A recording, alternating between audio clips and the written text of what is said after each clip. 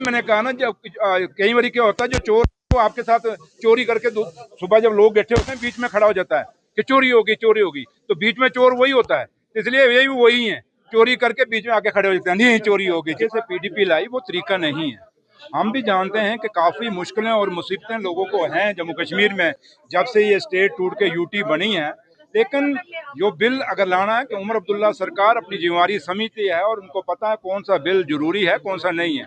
और जब उमर साहब ने जो रिप्लाई की, जब उन्होंने शेर कश्मीर शेख अब्दुल्ला साहब को कोट किया, क्योंकि शेर कश्मीर शेख अब्दुल्ला साहब ने जो लैंड टू टिलर का फैसला था वो ऐतिहासिक फैसला था जम्मू कश्मीर के लिए, तो इसलिए आज काफ़ी सारी कुछ चीज़ें हैं जिनको हम भी चाहते हैं कि लोगों को अपने ज़मीनों पे हक होना चाहिए, लेकिन किस तरीके से होना चाहिए, वो तरीका क्या है। लेकिन जिस तरीके से पीडीपी अपने इस बिल को लेके आई है, क्योंकि ये जो आज जो बर्बादी निकली है, ये पीडीपी का वो अलायंस जो बीजेपी के साथ रहा उसी के कारण निकला है। और आज जो कुछ भी जम्मू कश्मीर में हो रहा है, जो लोग दुखी हैं, लोगों को दर्द है, लोग मुसीबत में, इसका कोई जिम्मेवार है तो वो पीडीपी और बीजेपी है।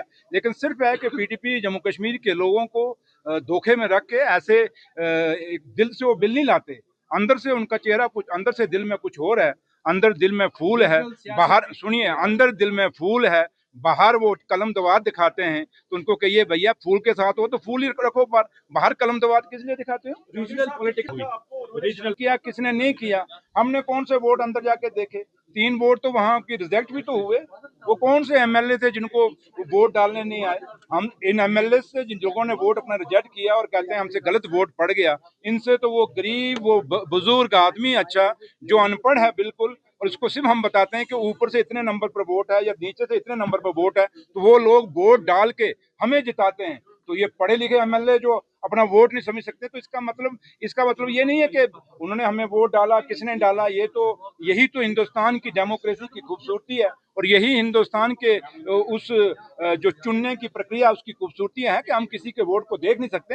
लेकिन जहां तक मसला एक ही है, जो सवाल आपने बेसिक पूछा कि जमीनों का जो बिल लेके आए हैं, वो दिल में कुछ और है, मुंह पे कुछ और है, दिमाग में पीडीपी के कुछ और है। तो ये हाथी के दांत खाने के कुछ और, दिखाने के कुछ और है। बीजेपी का वो एक ऐसा तखल्लुस है वो उनका, वो आप कहें, वो शुरू से कहते हैं। लेकिन उनको पूछिए, ये हमें तो 1 साल हुआ है, पिछले 11 साल का आप सारा डाटा निकालिए, चाहे वो जम्मू को पैसा दिया गया, कश्मीर में सबसे ज्यादा अगर कम जम्मू में पैसा दिया गया या जम्मू में कम काम हुए, वो सिर्फ और सिर्फ बीजेपी के दौर में, जब बीजेपी खुद हुकूमत में थी।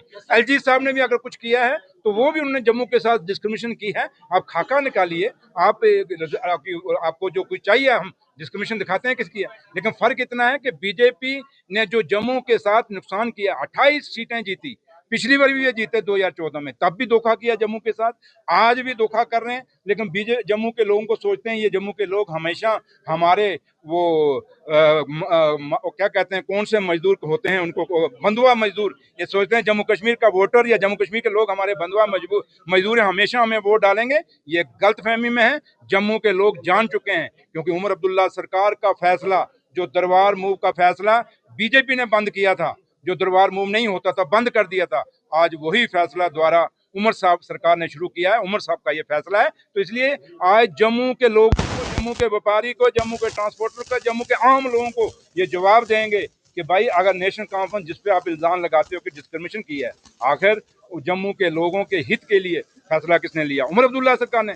इसलिए वो लोग जो कहते हैं डिस्क्रिमिनेशन की, उन्होंने दरबार बंद किया, और जो लोगों पे इल्जाम लगा रहे हैं उन्होंने दरबार मूव स्टार्ट किया। फैसला आपके हाथ है, अब फैसला कर लीजिए।